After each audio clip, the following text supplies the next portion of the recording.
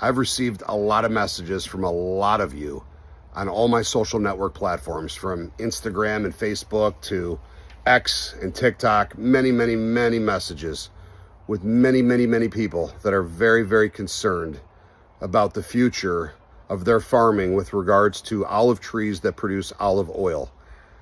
I don't know exactly the particulars, but from what I'm hearing, the government has been offering to purchase this land, and if the farmers say no and they don't want to sell their land, that it's being taken anyway for pennies on the dollar, fractions of what they originally offered. Now again, I can't, validate all these facts, but this is what I'm reading and this is what I'm being told. And it's a lot of people that are very upset. And I just don't understand, why is it that one of the largest producing products, one of the largest resources that Spain exports for generations and generations, is going to be torn apart and ripped up to replace it with solar panel fields?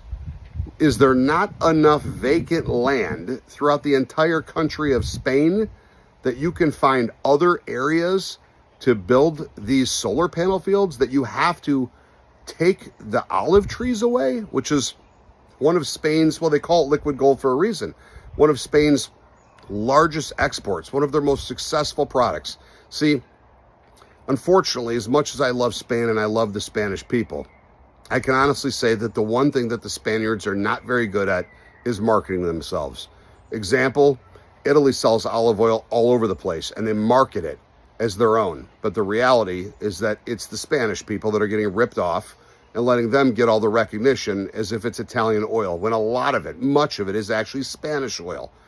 The Spaniards need to get stronger at marketing themselves. But that being said, I was also told that the plan is that a lot of these future olive oil trees will be planted in Morocco, and they will become one of the highest producers in the region for olive oil in the future. I don't know if there's truth to that or not, but that's what many of you have told me. If that's the case, great. Now Morocco can be one of the highest producers of all the stolen iPhones that they have, okay, and olive oil. Fantastic. The reality, and I don't care if you don't like that comment, because that's the truth. The reality is that I think this is ridiculous. And I think that the Spaniards need to stand up for themselves. No violence. I'll never encourage violence. Always remain peaceful. But we cannot go down without voicing our opinion.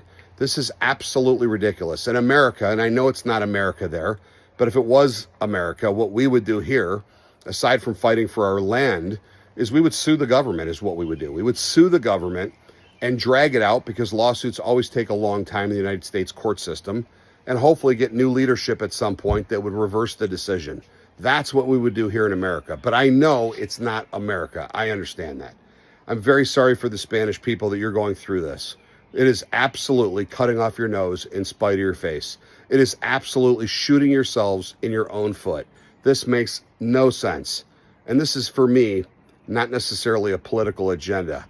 This is about protecting our farmers and protecting the liquid gold, a very important and high recognized, top-notch quality export that comes from Spain, and not absolutely destroying it.